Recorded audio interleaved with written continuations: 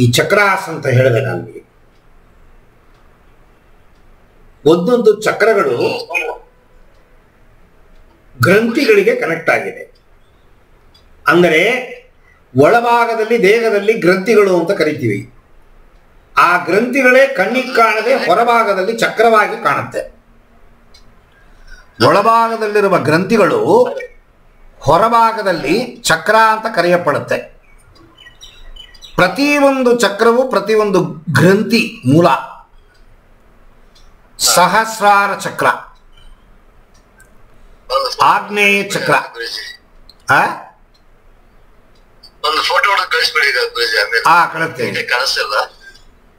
ಸಹಸ್ರಾರ ಚಕ್ರ ತಲೆ ಮೇಲ್ಗಡೆ ಇದೆ. ಪಿಟ್ಯೂಟರಿ ಗ್ರಂಥಿ, ಪೀನಿಯಲ್ ಗ್ರಂಥಿ. ಪೀನಿಯಲ್ ಗ್ರಂಥಿ ಅಂತ ಅನ್ನೋದು ಆಗ್ನೇಯ ಚಕ್ರ. ವಿಶುದ್ಧಿ, ಥೈರಾಯ್ಡ್ ಮತ್ತು ಪ್ಯಾರಾಥೈರಾಯ್ಡ್ ಗ್ರಂಥಿಗಳು.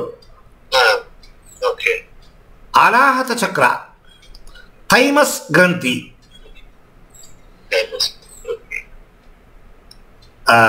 ಇದು ಪ್ಯಾಂಕ್ರಿಯಸ್ ಅಂದರೆ ನಿಮ್ಮ ಜಠರಾಗ್ನಿ, ಅಂದರೆ ಸೋಲಾರ್ ಪ್ಲಕ್ಸಸ್ ಚಕ್ರ. ಪ್ಯಾಂಕ್ರಿಯಸ್ ಇನ್ಸುಲಿನ್ ಪ್ರೊಡ್ಯೂಸ್ ಮಾಡುತ್ತೆ ನೋಡಿ, ಅದು. ಅಲ್ಲಿಂದ ಕೆಳಗಡೆ ಹೊಕ್ಕಳು ಕೆಳಗೆ ಬಂದ್ರಿ ಅಂತಂದ್ರೆ ಸ್ವಾದಿಷ್ಟದಾನ ಚಕ್ರ. ಸೆಕ್ಸ್ ಚಕ್ರ, ಹೆಂಗಸರಿಗೆ ಓವರೀಸು, ಗಂಡಸರಿಗೆ ವೀರ್ಯಾಣು, ಟೆಸ್ಟಿಕಲ್ಸು ಎಲ್ಲ ಗ್ರಂಥಿಗಳು. ಅಲ್ಲಿಂದ ಕೆಳಗೆ ಬಂದಿರಿ ಅಂತಂದರೆ ಪೆರಿನಿಯಂ ಪಾಯಿಂಟ್ ಅಂತ ಹೇಳ್ತೀವಿ, ಗುದದ್ವಾರದ ಪಕ್ಕದಲ್ಲಿದೆ ಪೆರಿನಿಯಂ ಗ್ರಂಥಿ. ಸೊ ಪ್ರತಿಯೊಂದು ಗ್ರಂಥಿಯೂ ಒಂದು ಚಕ್ರವಾಗತ್ತೆ. ಗ್ರಂಥಿಗಳು ಪ್ರತಿಯೊಂದು ಕೂಡ ಜ್ಯೂಸ್ಗಳನ್ನು ಪ್ರೊಡ್ಯೂಸ್ ಮಾಡುತ್ತೆ. ಆ ಜ್ಯೂಸ್ಗಳೇ ನಿಮ್ಮ ಅಂಗಗಳು. ದೇಹದಲ್ಲಿ ಪ್ರತಿಯೊಂದು ಅಂಗಗಳಿಗೆ ಒಂದೊಂದು ಚಕ್ರ ಕನೆಕ್ಟ್ ಆಗಿದೆ. ಚಕ್ರಗಳಿಲ್ಲ ಅಂತಂದರೆ, ಅದೇ ಗ್ರಂಥಿ ಇಲ್ಲ ಅಂತಂದರೆ ಅಂಗ ಕೆಲಸ ಮಾಡೋದಿಲ್ಲ. ಪ್ಯಾಂಕ್ರಿಯಸ್ ಕೆಟ್ಟೋಯ್ತು, ಹೊಟ್ಟೆ ಕೆಲಸ ಮಾಡಲ್ಲ.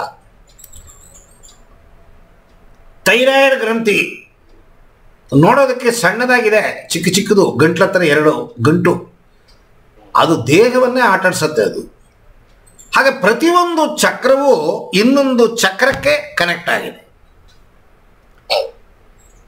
ನೀವು ನೋಡಿರ್ಬೋದು, ದೇವಸ್ಥಾನಗಳಲ್ಲಿ ಹೋದರೆ ನಾಗರ ಪ್ರತಿಷ್ಠೆ ಮಾಡಿರ್ತಾರೆ. ಅರಳಿಕಟ್ಟೆ ಕೆಳಗಡೆ ನಾಗರ ಪ್ರತಿಮೆಗಳಿರುತ್ತೆ. ಅದು ನೋಡಿರ್ಬೋದು, ಹಿಂಗೆ ಸೇರ್ಕೊಂಡಿರುತ್ತೆ. 2 ನರ, ಎಡನಾಡಿ, ಪಿಂಗಳ ನಾಡಿ. ಅದನ್ನೇ ನಮ್ಮ ಯೋಗಿಗಳು ಕುಂಡಲಿನಿ ಅಂತ ಕರೆದರು. ಈ ಕುಂಡಲಿನಿ ಒಂದಕ್ಕೊಂದು ಗಂಟು ಹಾಕೊಂಡಿರುತ್ತೆ ಒಂದೊಂದು ಚಕ್ರದಲ್ಲೂ.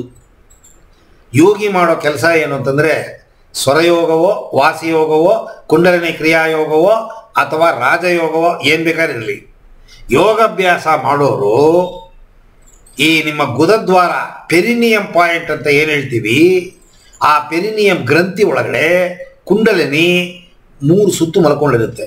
ಒಳಭಾಗದಲ್ಲಿ ಮುಖ ಮಾಡಿಕೊಂಡು ನಿದ್ರೆ ಸ್ಥಿತಿನಲ್ಲಿ. ಹೇಗೆ ಗ್ರಿಡ್ಗಳು, ಎಲೆಕ್ಟ್ರಿಸಿಟಿ ಗ್ರಿಡ್ಗಳಲ್ಲಿ ಎಟ್ಟೆಟ್ಟೋ ವಾಟ್ಸ್ ಪವರ್ಗಳನ್ನು ಸ್ಟೋರ್ ಮಾಡಿಟ್ಟಿರ್ತಾರೆ. ಹೆಚ್ಚು ಕಮ್ಮಿ ಆಯಿತು, ಬ್ಲಾಸ್ಟ್ ಆಯಿತು ಅಂತಂದರೆ ಸುತ್ತಮುತ್ತ 50 ಕಿಲೋಮೀಟರ್ 100 ಕಿಲೋಮೀಟರ್ ಔಟು ಗ್ರಿಡ್ಡಿಗೆ ಅಷ್ಟು ಪವರ್ ಇದೆ. ನಮ್ಮ ದೇಹದ ಗ್ರಿಡ್ ಯಾವುದು ಅಂತಂದರೆ ಕುಂಡಲಿನಿ. ಯಾವುದದು? ಗುದದ್ವಾರದ ಪಕ್ಕದಲ್ಲಿರುವ ಪೆರಿನಿಯಂ ಪಾಯಿಂಟು. ಆ ಪೆರಿನಿಯಂ ಪಾಯಿಂಟಲ್ಲಿ ಗ್ರಿಡ್ಡು, ಎಲೆಕ್ಟ್ರಿಸಿಟಿ, ನಮ್ಮ ದೇಹವನ್ನು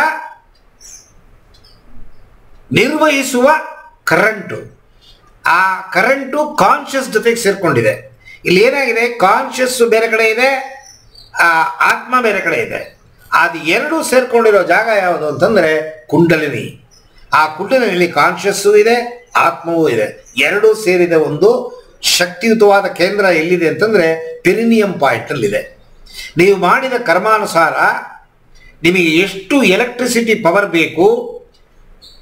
ಈಗ ಒಂದು ಮಿಲ್ಲು ಹಾಕಿದ್ದೀನಿ ಅಂತ ಇಟ್ಕೊಳ್ಳಿ, ಒಂದು ರಾಗಿ ಅಕ್ಕಿ ಹಿಟ್ಟು ರುಬ್ಬುವ ಮಿಲ್ಲು ಹಾಕಿದ್ದೀನಿ ಅಂತ ಇಟ್ಕೊಳ್ಳಿ.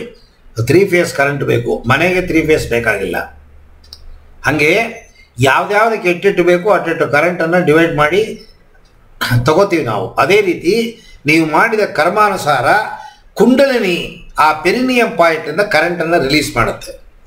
ಪೂರ್ತಿ ಕರೆಂಟ್ ಬಂದ್ಬಿಟ್ರೆ ಹೇಗೆ ಗ್ರಿಡ್ ಬ್ಲಾಸ್ಟ್ ಆದರೆ ಅಕ್ಕಪಕ್ಕದ ಏರಿಯಾಗಳೆಲ್ಲ ಬ್ಲಾಸ್ಟ್ ಆಗುತ್ತೆ, ಹಾಗೆ ನಮ್ಮ ದೇಹ ಬ್ಲಾಸ್ಟ್ ಆಗ್ಬಿಡುತ್ತೆ. ಅಂದರೆ ದೇಹವಾಗಿರುತ್ತೆ, ಉಪಯೋಗಕ್ಕೆ ಬರಲ್ಲ, ಎಲ್ಲ ಬರ್ನ್ ಆಗ್ಬಿಡುತ್ತೆ. ಅದಕ್ಕೆ ಕುಂಡಲಿನಿ ಜೊತೆಗೆ ಆಟಾಡಬಾರ್ದು. ಈ ಮೂರನೇ ಕಣ್ಣು ಕುಂಡಲಿನಿ ಎಷ್ಟು ಸೌಕರ್ಯ ಅಷ್ಟೇ ಅಸೌಕರ್ಯ, ಅಷ್ಟೇ ಡೇಂಜರು. ಈ ವಿಚಾರಗಳನ್ನೆಲ್ಲ ಸರಿಯಾಗಿ ತಿಳ್ಕೊಂಡಿರೋ ಒಬ್ಬ ಯೋಗಿ, ಸಾಧನೆ ಮಾಡಿ ಪರಿಣಿತಿ ಪಡೆದ ಒಂದು ವ್ಯಕ್ತಿ ಮೂಲಕವಾಗಿ ನಾವು ಕಲಿತಾಗ ಎಲ್ಲಿ ಮುಟ್ಟಬೇಕು, ಏನು ಮುಟ್ಟಬಾರ್ದು, ಮೈಂಡ್ ಸ್ವಿಚ್ ಆಫ್ ಮಾಡಬೇಕಾ, ಅಥವಾ ಟೆಂಪರವರಿಯಾಗಿ ಏನಾದರೂ ರಬ್ಬರ್ ಗ್ಲೌಸು ಅಥವಾ ಬೇರೆ ಏನಾದರೂ ನಾನ್ ಕಂಡಕ್ಟಿವ್ ಮೆಟೀರಿಯಲ್ ಇಟ್ಕೊಂಡು ಕರೆಂಟ್ರ ಮುಟ್ಬೋದಾ, ಇದೆಲ್ಲ ಜ್ಞಾನ ಇರುತ್ತೆ. ಅದಕ್ಕೆ ನಾವು ಒಂದು ಫ್ಯಾನ್ನ ಫಿಟ್ ಮಾಡಬೇಕಾದ್ರೂ ಕೂಡ ಆ ಎಲೆಕ್ಟ್ರಿಸಿಟಿ ಗೊತ್ತಿರೋರನ್ನ ಕರಿತೀವಿ. ಹಾಗೆ ಈ ಯೋಗ ಅಭ್ಯಾಸಗಳಿಗೆ ಒಬ್ಬ ಸರ್ವೀಸು ಇಂಜಿನಿಯರ್ ಬೇಕೇ ಬೇಕು. ಯಾರದು? ಯೋಗಿಯೇ service engineer. Spiritual service engineer ಯಾರು?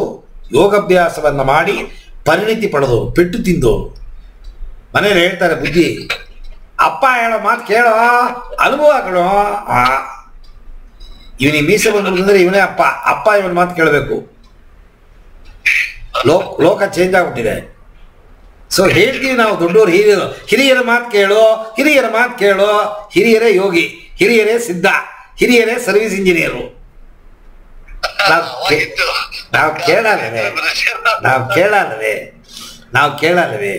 ಆಧ್ಯಾತ್ಮದಲ್ಲಿ ಕೂಡ ಹಾಗೆ. ಯೂಟ್ಯೂಬಲ್ಲಿ ಸಾವಿರಾರು ಲಕ್ಷಗಟ್ಟಲೆ ವಿಡಿಯೋಗಳನ್ನು ನುಗ್ಗಿಸಿದ್ದಾರೆ. ವ್ಯೂಯರ್ಶಿಪ್ ಬೇಕು ಮತ್ತೆ ಸಬ್ಸ್ಕ್ರೈಬರ್ ಬೇಕು, ಇದೆರಡೇ. ನೀ ಪರಿಣಿತಿ ಪಡೆದಿದ್ದೀಯೋ, ಸಾಧನೆ ಮಾಡಿದ್ದೀಯೋ ಇಲ್ಲವೋ, ಪುಸ್ತಕನ ಓದು, ವಿಡಿಯೋ ಹಾಕು, ಪುಸ್ತಕನ ಓದು, ವಿಡಿಯೋ ಹಾಕು.